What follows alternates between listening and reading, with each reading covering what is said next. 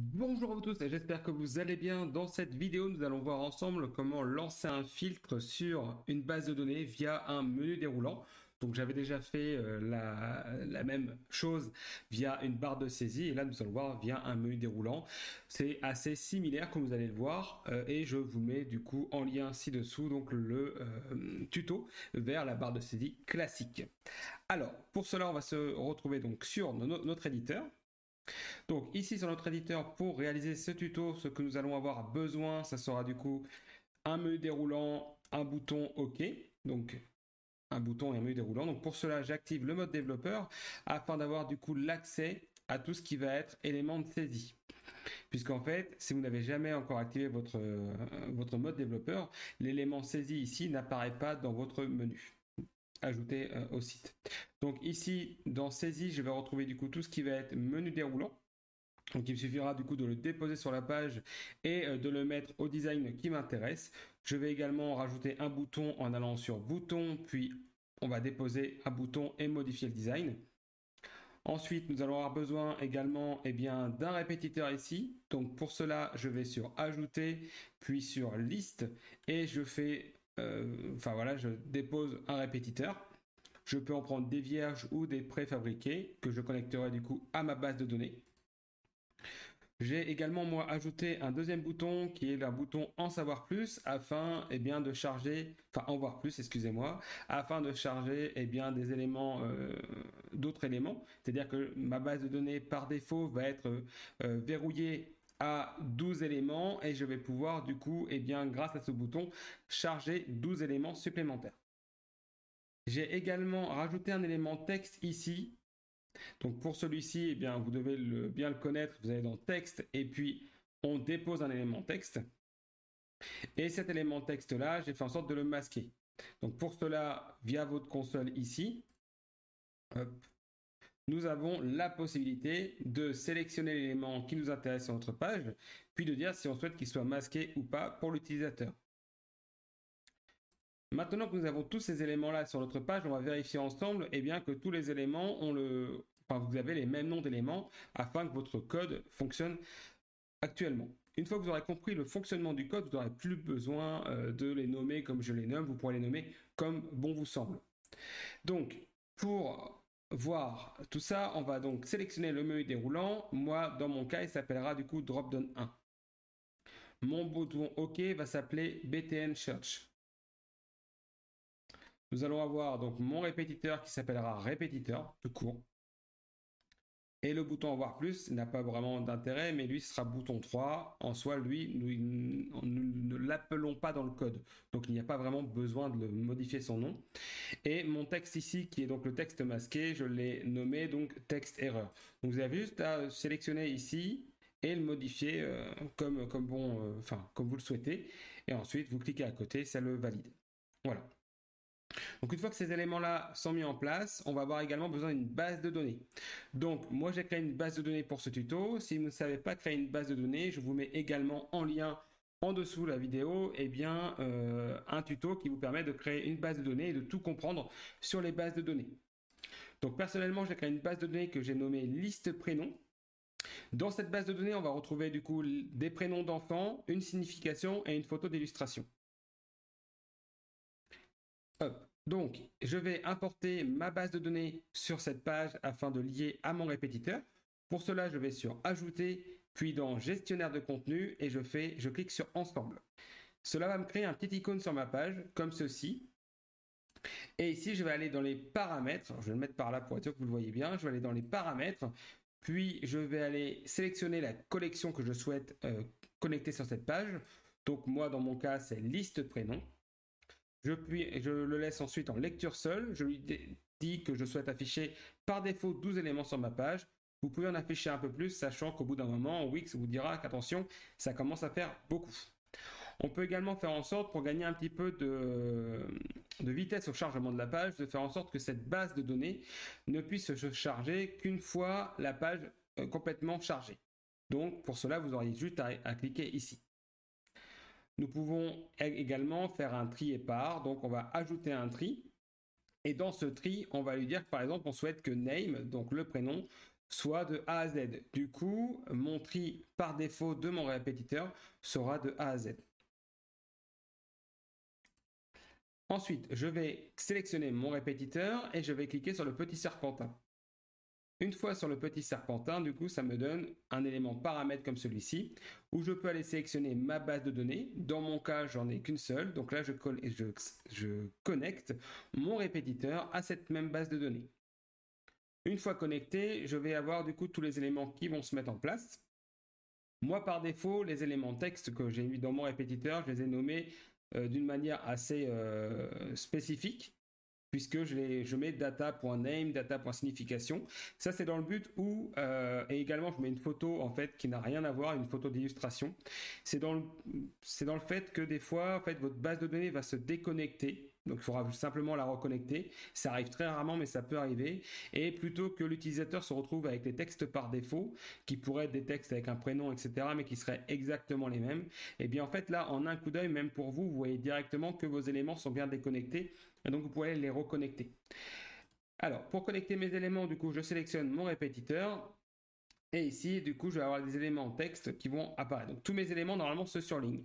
S'ils ne se surlignent pas, vous pouvez directement aller les notifier, enfin, aller cliquer sur l'élément qui vous intéresse et cliquer sur le serpentin. Ça vous permet du coup également de les connecter manuellement parce que des fois, le survol ne fonctionne pas sur les éléments.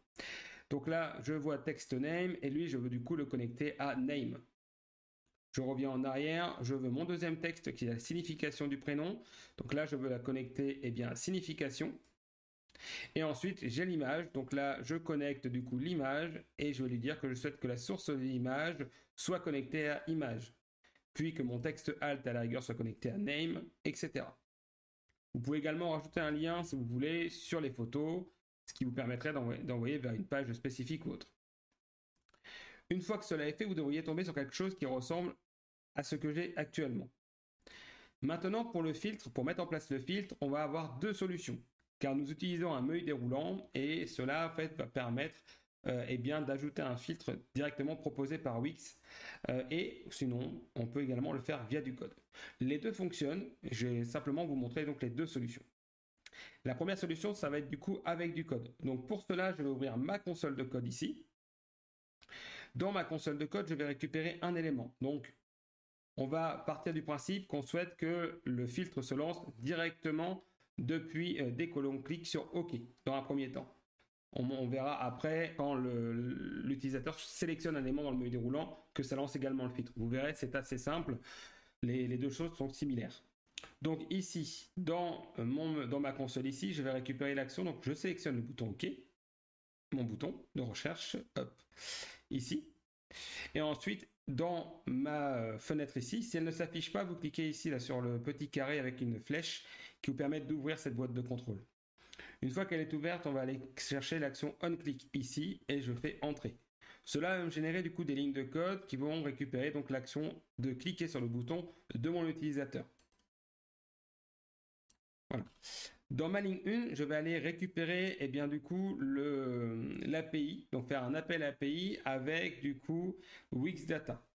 En fait, Wixdata, pour vous dire, c'est un module qui va contenir en fait des fonctionnalités qui vont permettre de filtrer et de travailler avec des bases de données avec les collections, etc. qui sont sur Wix. Donc pour l'importer, je vais simplement faire import Wixdata from Wixdata. Tout simplement. Ensuite, maintenant que j'ai importé cette fonctionnalité-là, donc j'ai supprimé les remarques, et bien là, je vais faire ensuite en sorte de filtrer mes éléments qui s'affichent en fonction donc du menu déroulant. Donc pour cela, donc je vais aller copier mon code, comme ça, hop, ça sera un peu plus rapide. Ici, du coup, on a notre base de données qui s'appelle du coup dataset1. Donc ici, ça va être dataset1. Contains, donc on verra après les différents opérateurs que vous pouvez utiliser. On va en conserver contains. Ensuite, ici, c'est la clé du champ de votre base de données. Donc pour retrouver la clé du champ sur lequel on va s'appuyer pour filtrer les éléments, pour ça, vous allez directement sur votre base de données. Dans votre base de données, vous allez retrouver du coup le champ que vous souhaitez filtrer. Donc moi, dans mon cas, c'est name. Et je vais aller dans propriétés.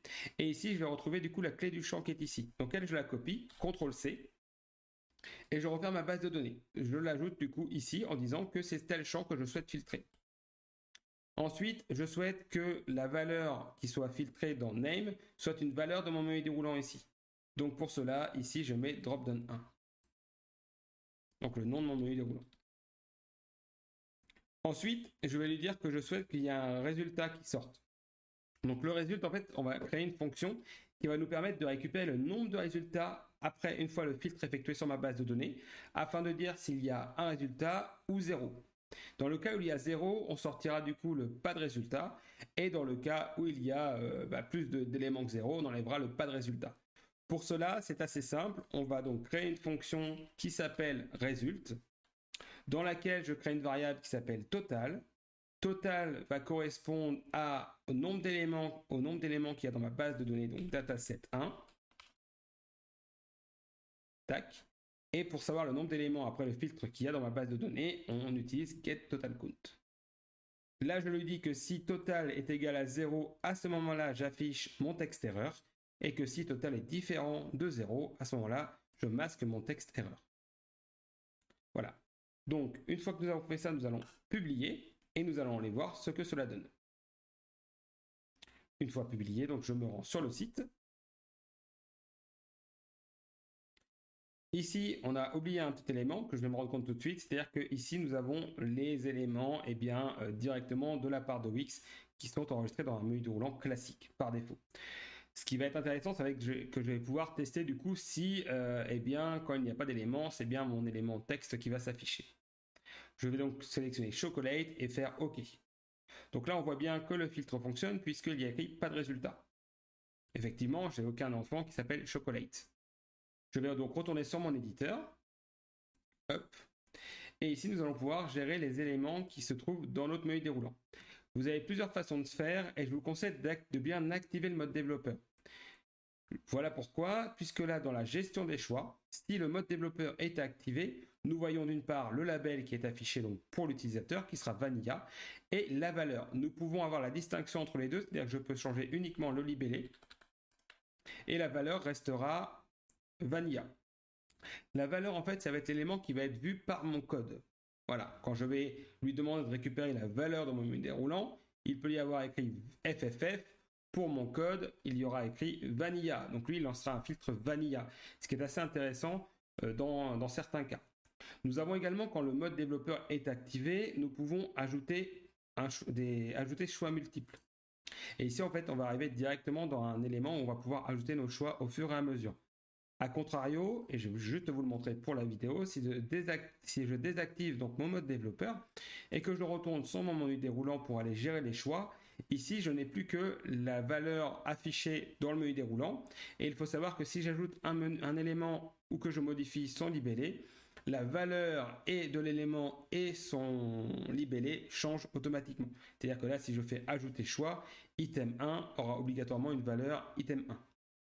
Donc je reviens au mode développeur qui est quand même beaucoup plus intéressant comme vous l'avez vu.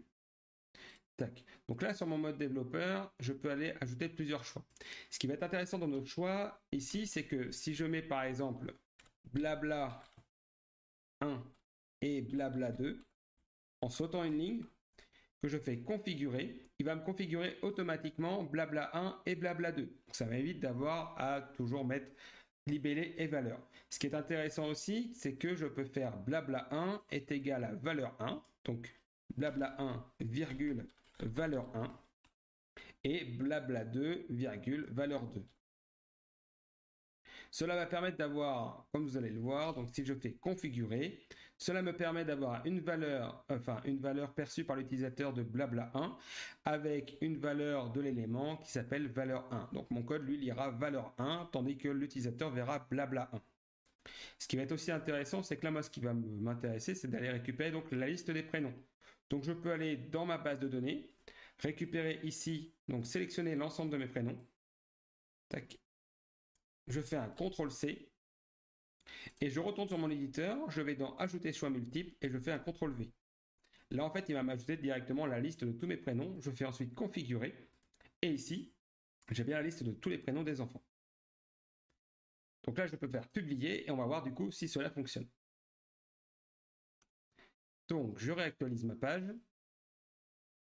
Là, j'ai bien tous les enfants qui apparaissent et si je sélectionne un élément comme Lina, que je fais OK, j'ai uniquement Lina qui apparaît. Donc c'est parfait. Alice, je fais OK, j'ai uniquement Alice qui apparaît. Donc ça fonctionne plutôt bien. Hop.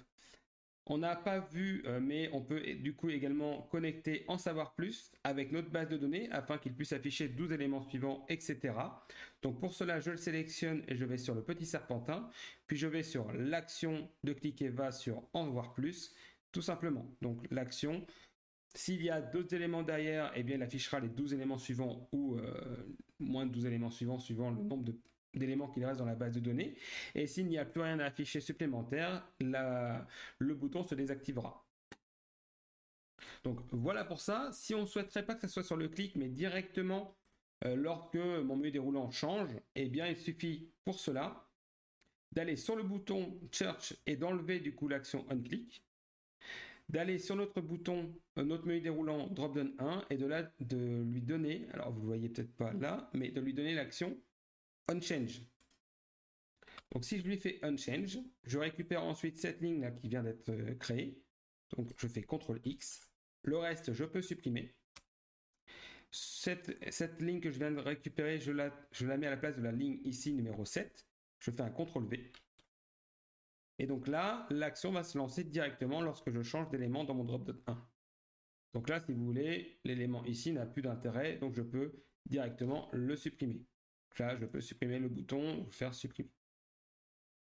Ensuite, je vais aller publier pour voir si cela fonctionne. Voilà, donc je vais sur mon site, je réactualise. Et ici, du coup, je peux sélectionner un élément de mon menu déroulant et faire du coup, voilà, faire en sorte que le filtre se lance directement dès que j'ai sélectionné un prénom. Alors là, comme vous voyez, on ne peut plus revenir en arrière parce qu'on a uniquement des prénoms d'enfants, donc il faut absolument que je sélectionne un prénom d'enfant pour que cela le filtre. Si on souhaite avoir un bouton reset, il va nous suffire bien, du coup, de faire en sorte que bien, notre base de données se refiltre automatiquement avec aucun élément, par exemple. Donc pour cela, je vais faire un bouton et je vais prendre, peu importe le bouton, ça sera juste pour un bouton reset. Donc je vais prendre le bouton Go, par exemple. Alors vous pouvez également mettre une image, hein. Le but c'est juste d'avoir une fonction onClick dessus. Donc ici j'ouvre et lui par exemple je vais l'appeler bouton reset. Ici je vais lui donner du coup l'action onClick et je vais lui dire que dès qu'on fait onClick dessus, il se passe quoi? Eh bien cela fait en sorte que notre menu déroulant soit indéfini. Donc pour cela j'appelle mon menu déroulant, donc drop donne 1 point value est égal à indéfini. Et je relance du coup l'action dropdown 1, enfin l'action du filtre. Donc pour cela, je récupère, donc je fais drop down 1 change. Et en fait, ça va me relancer la fonction du dropdown 1. Je fais publier, je vérifie si cela fonctionne. Donc pour cela, je réactualise ma page. Hop, donc mon bouton OK est apparu, qui est bien donc le bouton reset. Je sélectionne un élément, par exemple Lina. Et si je clique sur OK, donc qui serait le reset, comme vous avez compris, eh bien ça me relance du coup le filtre avec l'élément indéfini qui apparaît ici. Donc là il se met en erreur, en rouge, puisqu'en fait dans la de base, Wix l'ont mis par défaut sur mon menu déroulant. Il y a dans les paramètres l'obligation qu'il y ait une sélection qui soit faite sur celui-ci. Donc vous enlevez l'obligation et vous aurez plus cet élément rouge qui apparaît. Donc voilà comment ça fonctionne. Je vais juste modifier le libellé de ça pour qu'on comprenne bien que c'est un reset. Voilà. Et ensuite, maintenant, on va voir comment ça fonctionne avec directement un filtre depuis la base de données. Donc pour cela, on peut supprimer tout notre code. Donc moi là, je le mets en commentaire pour qu'il soit complètement désactivé. Mais vous pouvez du coup à la rigueur le supprimer si vous souhaitez tester l'autre solution. L'autre solution est assez simple. Nous allons aller sur notre base de données ici, dans les paramètres. Et dans les paramètres de cette base, je vais me rendre sur l'onglet filtre. Ici, je vais lui dire que je souhaite ajouter un filtre à ma collection. Je souhaite que le filtre soit sur le champ name. La condition soit et, n'est pas, contient, ne contient pas. Enfin là, vous choisissez ce qui vous intéresse. Donc là, je vais dire et. Un élément de saisie d'utilisateur. Et donc là, je sélectionne donc mon menu déroulant. Et je fais ajouter filtre. Ici, je vais faire en sorte que lui, le bouton là, hop, alors je fais tout le temps avec du code, donc c'est un peu nouveau pour moi, mais donc je clique sur le serpentin, je vais sur l'action de cliquer à sélectionne, donc ça fait quoi? Eh bien, ça réinitialise les valeurs de la saisie. Alors, on va voir la valeur de saisie, ça doit fonctionner. Réinitialiser les valeurs de saisie et je fais du coup publier. Une fois publié, je me rends du coup sur mon site pour tester ça. Donc, dès que je vais avoir changé l'élément ici, donc par exemple l'INA, alors on voit ici que mon bouton reset n'est pas encore apparu, donc je vais faire une deuxième réactualisation. Voilà, donc là c'est bon. Donc là je vais prendre Alice, et donc là, eh bien ma base de données filtre directement Alice. Si je fais un reset, ça refonctionne, donc c'est parfait. Donc là, comme vous voyez, on a fait du coup un filtre directement avec la base de données. Ce qui est intéressant avec cette base de données, comparé à ce qu'on a vu avant, on peut du coup ajouter autant de filtres que l'on souhaite au niveau de notre base. Donc là, si je vais dans les paramètres, je peux du coup ajouter un deuxième filtre si je le souhaite, qui sera du coup un deuxième élément utilisateur, un troisième, un quatrième, etc. On peut faire la deuxième chose avec du code, mais ça fonctionne un peu différemment que le code que nous avons déposé sur le site. Voilà pour ça. Tac, donc j'espère que ce petit tuto vous a plu et que vous a appris pas mal de choses.